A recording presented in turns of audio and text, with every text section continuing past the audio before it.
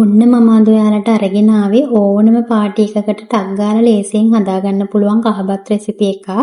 ඉතින් මේ කහබත් එක හදන්නේ රයිස් කුකර් එකේ. ගොඩක් දේවල් ඕන කරන්නේත් නැහැ. ඒ වගේම තමයි මේක මාරම සුවඳයි.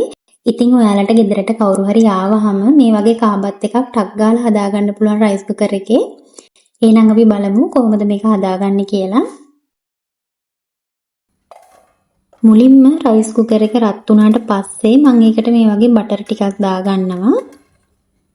බටර් ටික දාපු ගමන් රයිස් කුකර් එක වෝම් මෝඩ් එකට වැටෙන නිසා මම මේක පියනෙන් වහලා තියෙනවා. බටර් ටික දිය වෙනකන්. බටර් ටික දිය වුණාට පස්සේ මම මේකට දාගන්නවා තලාගත්ත ඉඟුරු සුදු ලුණු රම්පේ කරපිංචා. ඒ ටික මේ විදිහට හොඳට කලවම් කරලා රයිස් කුකර් එකේ පියන වහලා ටික වෙලාවක් තියෙනවා ඒක බැදෙන්න. ඊට පස්සේ මම මේකට දාගන්නවා තලාගත්ත එනසාල්, කරාබුණටි, කුරුඳු කොතු.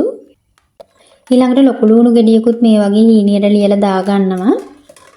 මේ ගත්ත දේවල් මම ඩිස්ක්‍රිප්ෂන් බොක්ස් එකේ දාලා තියන්නම්. ඊට පස්සේ මේ විදිහට මේක හොඳට කලවම් කරලා පියනින් වහලා තියෙනවා ටික වෙලාවක් මේක බැදෙන්න. දැන් ඔන්න මේ අපි දාපු දේවල් ටික හොඳට බැදිලා තියෙන්නේ.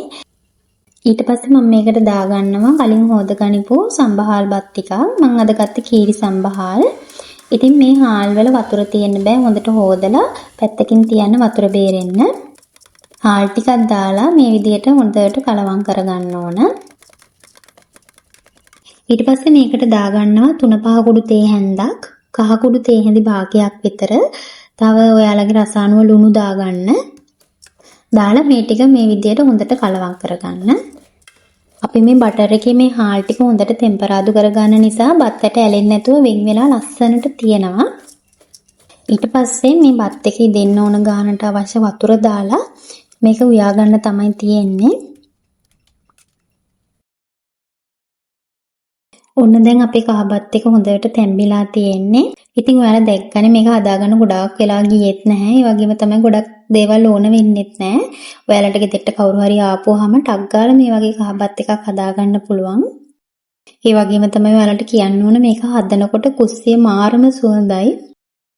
ඔන්න එහෙනම් මේ ලේසි කහබත් රෙසිපි එක try කරලා ඔයාලත් රස කොහොමද කියලා කමෙන්ට් එකක් දාන්න අමතක කරන්න එපා. ඒ වගේම තමයි මගේ channel එකත් subscribe කරන්න කියලා ආදරෙන් ඉල්ලනවා. එහෙනම් අදට ගිහින් එන්නම් ඔයාලා හැමෝටම සුබ දවසක්.